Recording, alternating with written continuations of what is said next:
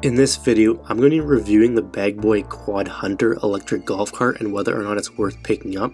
So what we're going to be covering in this video are my first impressions, how it actually performed, what was the quality like, the pros and cons, and also where the best places to buy. So if you just are looking for the best and cheapest place to pick it up, I will leave a link down below. At the time of the video, that was the best place we could find it, so you can go ahead and check that out if you want. But let's start with my first impression. So Bagboy is one of the most well-known golf cart companies out there, so I did have high expectations when I went out and actually gave it a test. From what I could tell, at first, the four wheels seemed to be really sturdy and it seemed to be really similar to the Bagboy Navigator. The only difference I could see was that the Navigator had slightly better wheels, and that was more expensive as well. It was a few $100s, like maybe $400 or $500 more expensive. And it just really had better wheels. That was kind of the main difference I found. So how was the quality? And even though it was pretty light compared to others, it was still durable and sturdy enough in my opinion. I found that the wheels weren't as good as the Bagboy Navigator, but they were still decent enough. Probably not worth the extra money in my opinion, even though they were slightly better, would probably last slightly longer. I mean, if money isn't a concern, I would recommend, going with the Bagboy Navigator, just because it has, better wheels, but I wouldn't think that it's going to be worth the extra like $400 or $500, but that's just my opinion. And there was a lot of plastic as well on the cart. I guess it was to make it lighter, which wasn't ideal, but I'm sure as long as you take care of it and don't toss it around, it should be fine.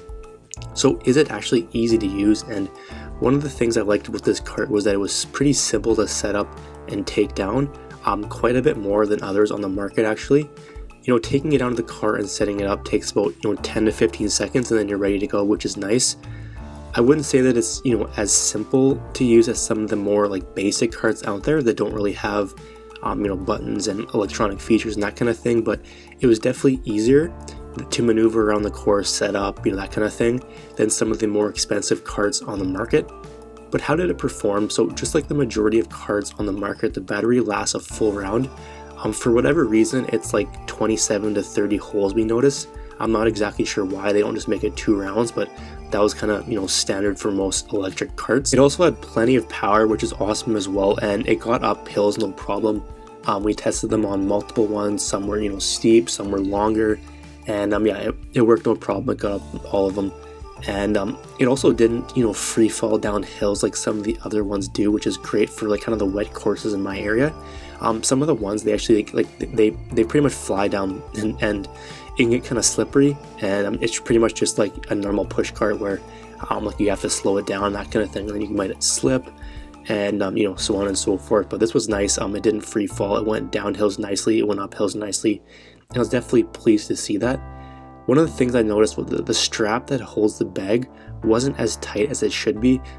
It might have just been my bag and been a weird bag size. I didn't try it on other bags. My bag is a bit older as well, so I don't know, but it kind of did flop around a little bit. It didn't fall off, but I would have liked to see it a bit tighter. But that was kind of the main performance issue that I personally found with it. Pros: it was really easy to set up and take down. It's light and easy to get around the course. It has plenty of power to get up hills, and it comes with storage on it. Cons: the wheels weren't as good as the Nav. For some reason, it only lasts 27 holes about. Why not 2 rounds? I don't know, but that's kind of the standard thing with electric carts. And then it's built with a lot of plastic as well.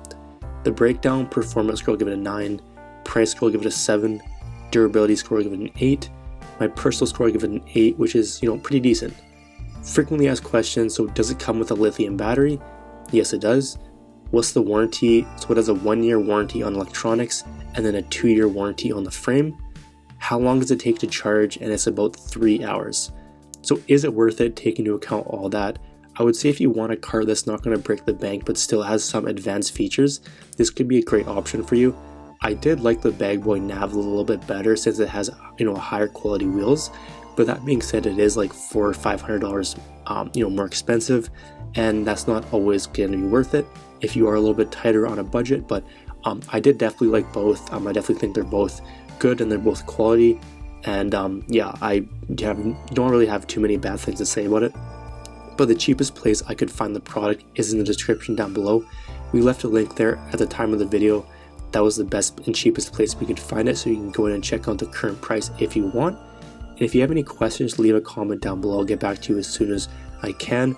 And I will just mention our monthly giveaway, so if you want to enter in, all you have to do is subscribe to the channel and then comment giveaway down below. Simply do both and you'll be automatically entered. Alright, so that's going to be it for the video. Hope you enjoyed, and we'll see you in the next one.